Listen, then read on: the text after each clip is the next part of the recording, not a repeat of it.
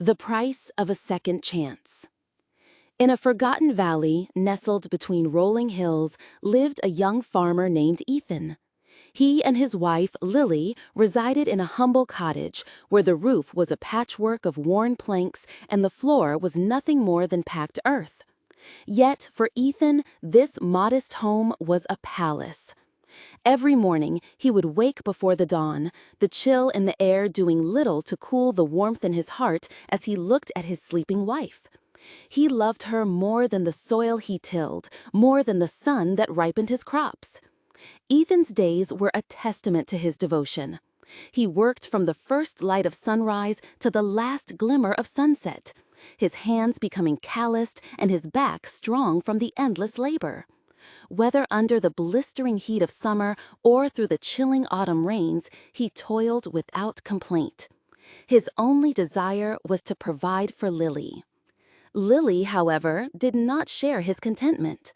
While Ethan worked, she spent her hours before a small silvered mirror. She saw her reflection not as the wife of a poor farmer, but as a masterpiece trapped in a world that couldn't appreciate it. She would brush her long, dark hair until it shone like polished obsidian and apply creams to her skin, preserving a beauty she felt was being wasted. One morning, as Ethan prepared to leave for the fields, he paused at the door. "Lily, my love," he said softly, his voice gentle. "The fields are ready for planting. Could you lend me your hands today? Together we could finish before noon."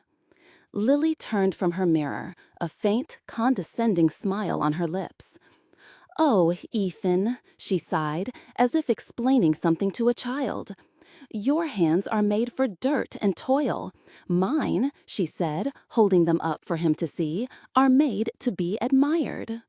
A wave of sadness washed over Ethan, but he simply nodded and walked out into the morning mist. He loved her, and he believed his love was enough. But it wasn't. The seasons changed, and with them, Lily's patience wore thin. One evening, over a meager supper of bread and soup, she finally spoke the words that had been brewing in her heart. "I am so tired of this life, Ethan," she said, pushing her bowl away.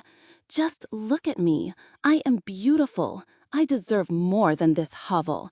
Why can't you earn more?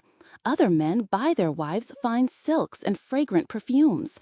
The whispers in the village follow me everywhere, pitying the beautiful girl married to the poor farmer." Ethan set down his spoon, the simple food suddenly tasteless.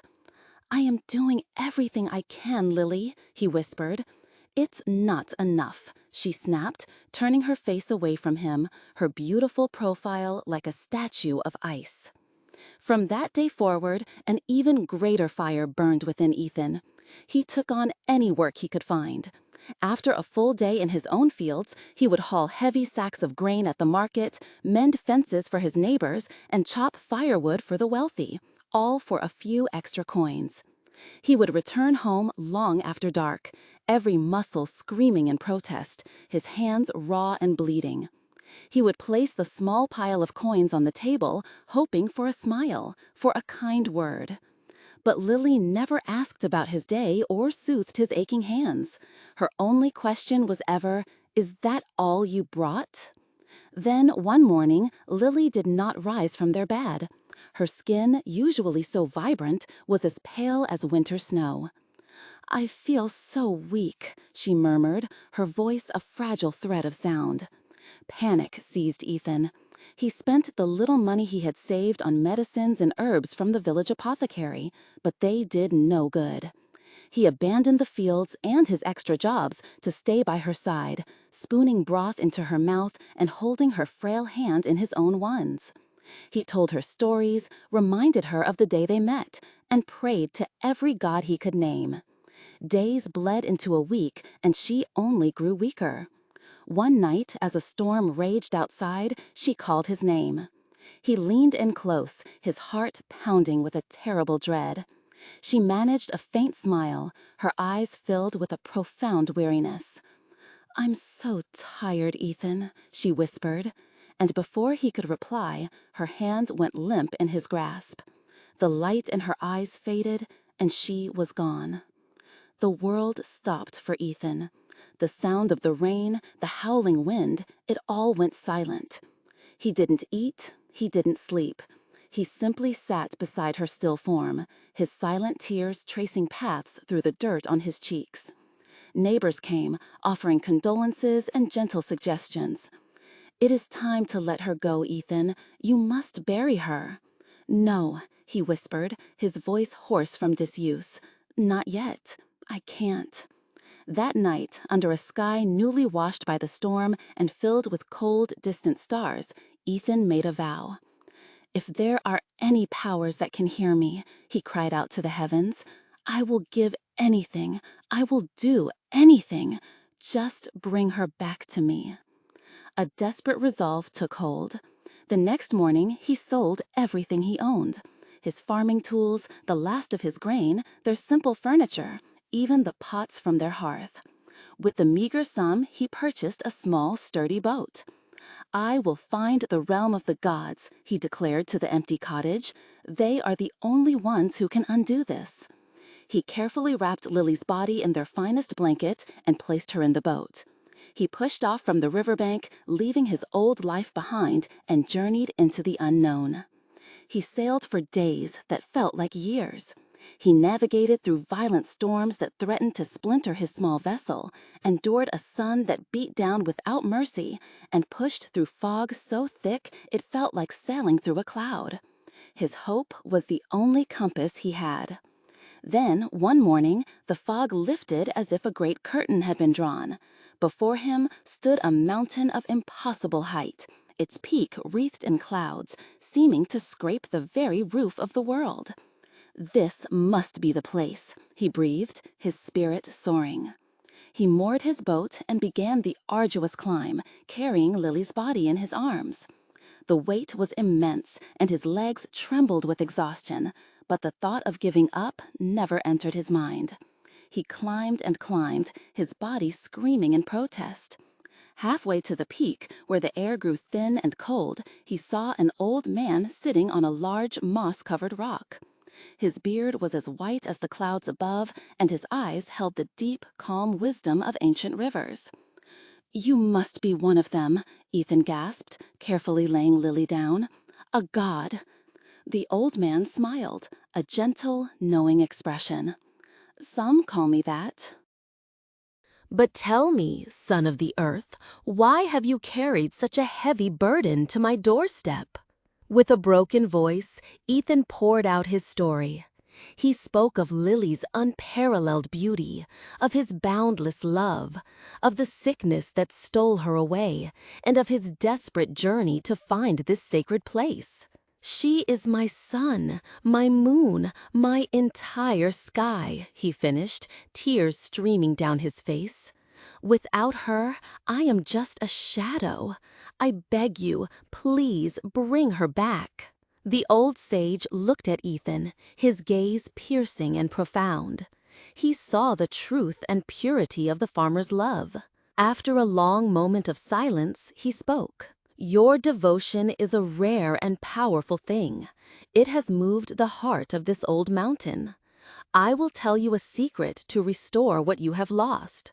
He leaned forward. "Take a sharp stone and prick your finger. Let 3 drops of your own blood fall upon her lips. Your life force, given in love, will call her spirit back. But you must heed this warning. This gift is a fragile one. The life you restore is bound to the sacrifice that powers it. Should she ever betray that love and mock the very sacrifice that gave her breath, the gift will be undone." Ethan didn't hesitate. He found a sharp piece of flint, made a small cut on his fingertip, and squeezed. 1, 2, 3 crimson drops fell onto Lily's pale lips. For a moment, nothing happened. Then, a soft gasp. Color flooded back into her cheeks. Her chest rose with a deep, shuddering breath, and her eyes fluttered open. "Ethan?"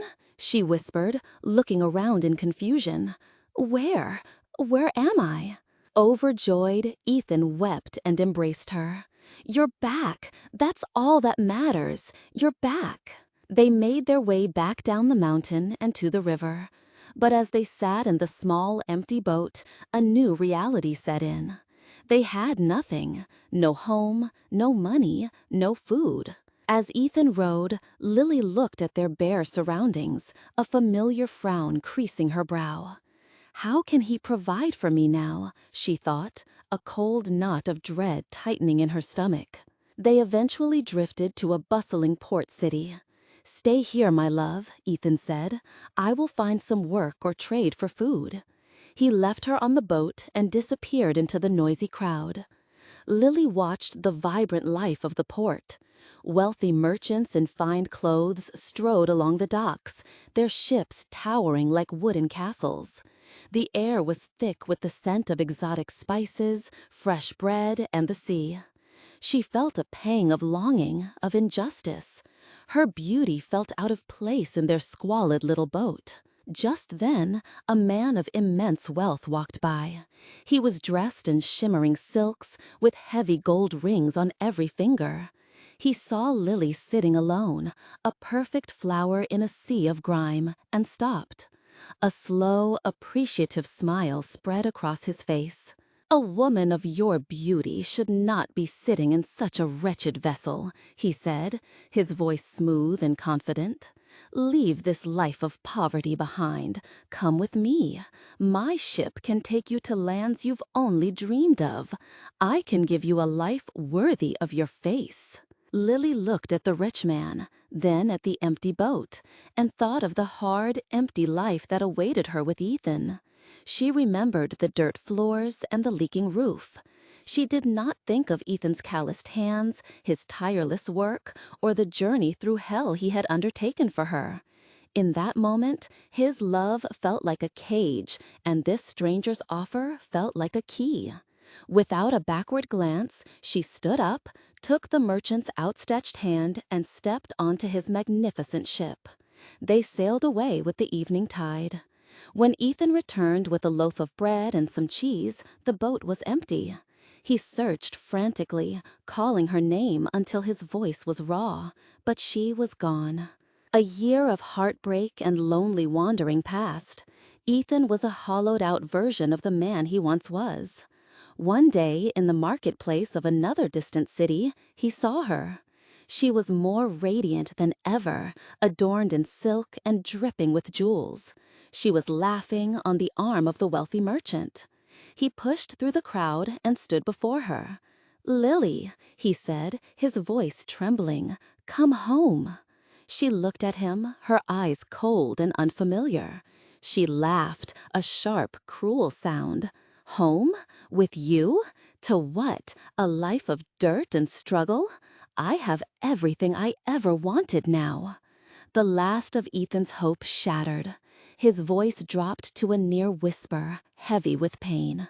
"You have this life, this beauty, only because of me. Remember, Lily, you live because of 3 drops of my blood." A contemptuous smirk crossed her perfect lips. "Is that so?" she taunted. "Well, do you want them back?" Looking into her ungrateful eyes, Ethan finally understood. The woman he loved was truly gone, and this was just a beautiful shell. With a heart heavier than any mountain, he nodded slowly. "Yes, I do." With a dramatic flourish, she took a pearl-handled pin from her hair and pricked her finger. "Here you are, then," she sneered, and squeezed 3 drops of blood onto the dusty ground. The effect was immediate and horrifying. A violent tremor ran through her body. The color drained from her face, leaving it a ghastly white. She gasped for air, her hands clutching at her throat. Her luxurious clothes seemed to hang off a shrinking frame. Her body convulsed and twisted, growing smaller and smaller. Her arms thinned and stretched into tiny transparent wings. Her beautiful mouth, which had spoken such cruel words, hardened and sharpened into a needle-like point. She had become the world's first mosquito. And so, to this day, her descendants fly through the night, drawn to the warmth of the living. They whine and buzz with a ghostly memory of a beauty they lost, forever searching for the human blood they believe can make them whole again, eternally chasing the 3 drops they so carelessly threw away.